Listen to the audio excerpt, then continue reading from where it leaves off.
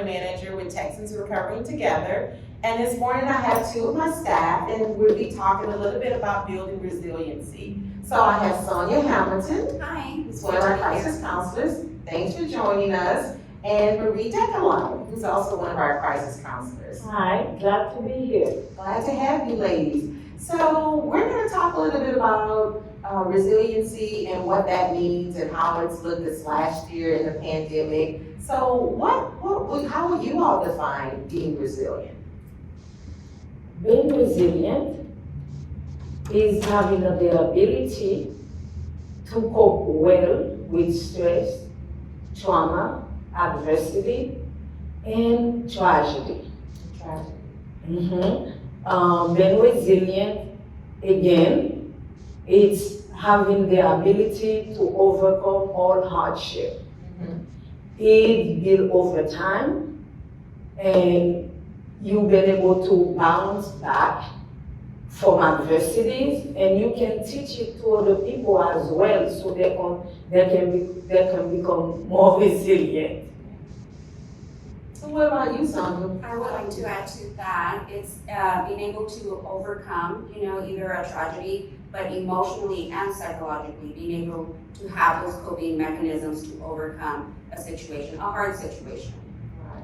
So this last year, working in the pandemic, we had and experienced a lot of adversities working with Harris County families. So what are some of the things that you've observed or witnessed as crisis counselors with working with those individuals with being resilient? For me, the individuals that I've come in contact, they contact us because they're needing some type of assistance from a crisis counselor. A lot of them are just, they're out, they don't know what else to do, so they're coming to us for that type of assistance. A lot of times it's not just the assistance, financial assistance, or, to meet their basic needs. A lot of times they're going through depression, anxiety, and things like that. So being resilient, a lot of people don't know what that is, so we kind of just let them acknowledge their situation. Okay, this is a hard time that you're going through, and it's okay. It's okay to not know what to do next. But for the people that I do see that are resilient, they do want to overcome those challenges. So that's what we're here for, just to let them know, it's okay. This is kind of normal. The not being normal is the new normal now. Right. But for them to be resilient, I see that they're very optimistic. They have that hope. And we kind of help them along the way to hold on to that hope, and also that they're not alone. Right, that's good. And what about you, Marie? Have you witnessed any particular thing with working with those individuals? To me, I see three phases. Just like last year when it first started around March, people were afraid. They don't know what to do. Right. Most of them didn't have any hope. And what was next? And after they start receiving some money, the stimulus check, and unemployment was open, and housing, they had more funding, so people were able to pay their rent, even though they don't have a job. They were able to feed their family. And then, when kids were at home, they were able to help them at home, because it was an unknown thing, having your kids at home on the computer and you working at home. Right. It was a hard challenge. But in the midst of it, they were able to overcome those challenges. But after the winter storm, it was another back-to-back disaster. So people were stronger. What I seen, they were able, even though at the beginning they kind of have a fear, what is next, what I'm going to do, is it going to be worse or is it going to be better? And then they look at what they have, because so many people die from COVID. And having your family alive and not sick, it's been grateful. Right. And then they start looking, I'm alive, I can deal with it, it's just the house. So they take their family to hotel and pay their own money, and then make sure their family is safe, friends, they call to each other and say, how you doing? And once they're safe, they were able to call insurance, FEMA, and other resources to help them. So that was been strong, been resilient, because they were automatically to think outside of the box. I'm not gonna let it beat me. I can't stay in this house. I have to go somewhere where it's safer. So to me, I look at people change from the first phase to that second phase, winter storm, and now the third phase is the vaccine. People are so excited, they get the vaccine, and after the second one, I'm happy, I can go out, I can go to the restaurant, I can meet with family, there's no quarantine really, no isolation, even though they have to protect themselves by wearing their mask and everything, stay away from others, kind of 6 feet apart, but they're still able to function better because they feel in their mind, we are safer after the vaccine, and we will be able to think outside the box how to live after the COVID. Right. So what can you share with the viewers on interventions or tools they can put in their toolbox in order to build their resiliency? Okay, there's a myth that says you either have it or don't. I'm gonna tell you that's not true. Resilience is built over time. So there are 7 C's of resilience. 7 C's of resilience. Okay. The first C is having competence. When you are competent, you look at life, at things differently. You're more positive, you're more realistic, and you think you have enough strength to overcome that adversity. Then the second one is having confidence. We know when you're confident, you say you can beat the world. So nothing is above me. And I usually say the sky is the limit. So you see yourself facing a challenge, but you know with your strength, you have enough competence, then you can overcome it. I look again at connection. It works together because once you are connected, you're not alone. Somebody is there. It's just one phone call away. You can call them or they can call you. You connected. And once you connected, you are able to ask questions. You're not afraid to ask for help because there's somebody there to provide assistance to you. And then the character. So a resilient person has a strong character and making decisions. That person is able to think outside of the box. That person is able to view life differently, to see that I can overcome everything, such as looking at the balance. That balance with the fulcrum in the middle, that's the person standing. If I'm more positive, then I can overcome all the challenges. But if I'm more negative, the side of the balance goes up, so I'm able to get sick, I'm vulnerable, and anything mostly can happen. I don't have any hope. So when you're negative, you don't have enough strength to fight. But when you have that strong character, you're more positive, then in that fulcrum you stand strong. And then before you know, you are able to face any adversity. And when I look at the other one, which is contribution, in our lives we need to contribute to our society. I will not feel fulfilled if I cannot provide assistance to others. Because when you contribute, you can see you make a difference. And these people you help, they can become you later on and help others who are dealing with issues. And I can look at coping. So when you contribute, you teach people how to cope with difficulties, with crises, and they can learn some skills to help them to overcome whatever life throws at them, and they can bounce back. And control, it's when you look at the individual and you know they have values and you respect them. Control people, they have compassion, they don't bully anybody. They see people at their level and they respect them.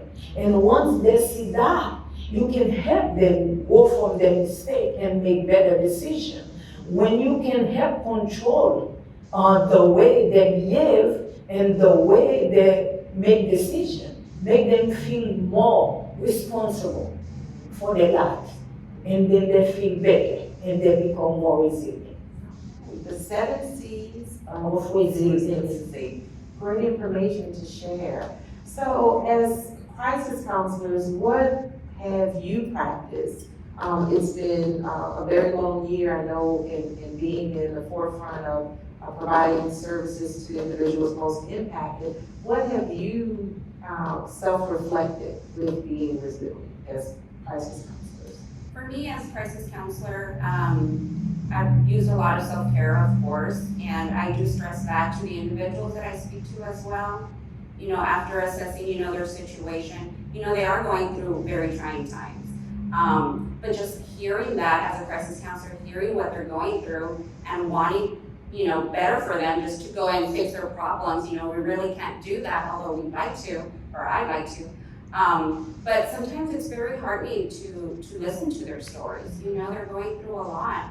And sometimes just us reflecting on ourselves, like, you know what, I have this job and I need to fulfill a responsibility, you know, to the individuals and the survivors. So for me, it's a lot of self-care because it is tough being a crisis counselor. You want to emotionally, you know, be there for them and you know, put a Band-Aid on them and whatever. But it takes a lot of self-care on my part.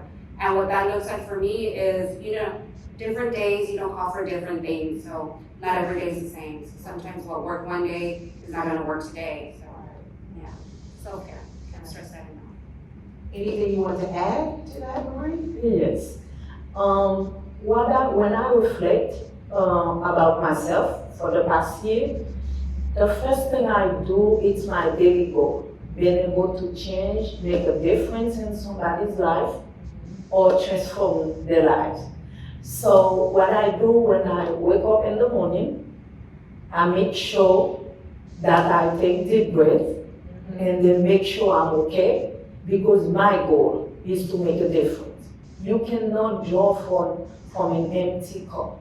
You have to be full in order to help anybody.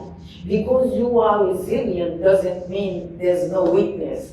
There are moments where you are vulnerable, but you are able to bounce back because you're resilient.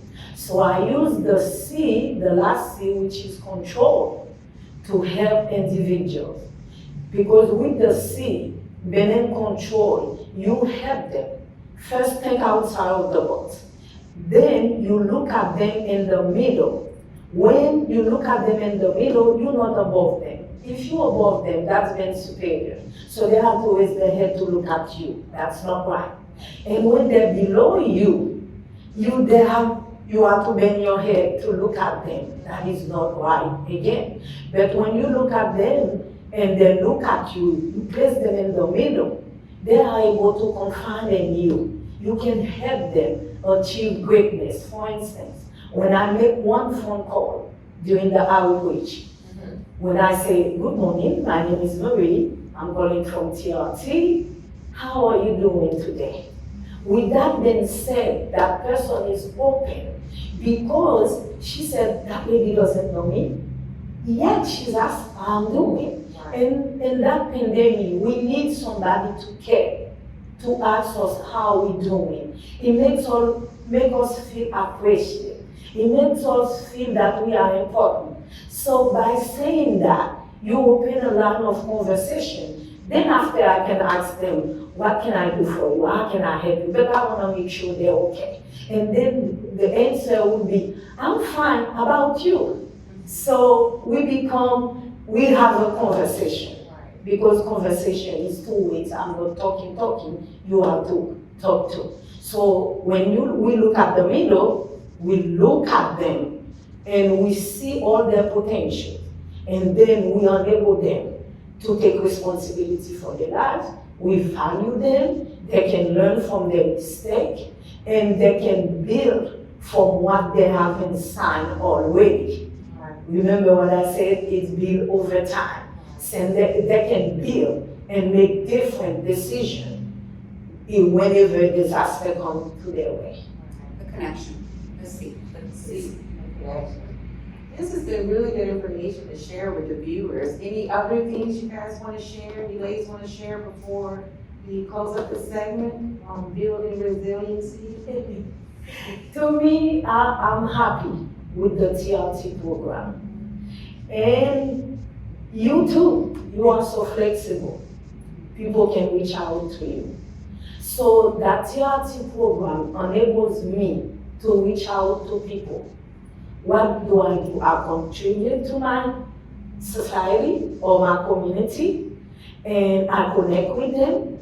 I help them build resilience, and I help them to cope, developing coping skills, taking care of themselves, make them know their value.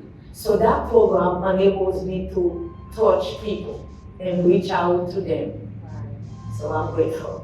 I'm very happy for this topic on resiliency because I think it's one of my favorite things to learn about. Not a lot of people, like I mentioned before, know about it. And like Ms. Marie said, you either have it or you don't. You said that was a myth. That's a That's a myth. But people do not recognize that they are more resilient than they think. It is built over time, and for you to acknowledge it, you know what, you can overcome obstacles. So that's being resilient. And Houstonians are very resilient. Yes. They're able to overcome Harvey, Imelda. You see, they Right built now- resilience already. They So now we're in did. COVID, it's like, how are you still, smiling? How are you still going about your daily lives? It's because you've learned it, it's kind of in your backpack. You've Yes. learned how to overcome those hard obstacles. Because really, we have no other choice but to continue on. That's it. And deal with it. Anything you cannot control, you move on. And asking for help, there's nothing wrong with that. It is. It's nothing wrong. It's great. It's a good thing, yes.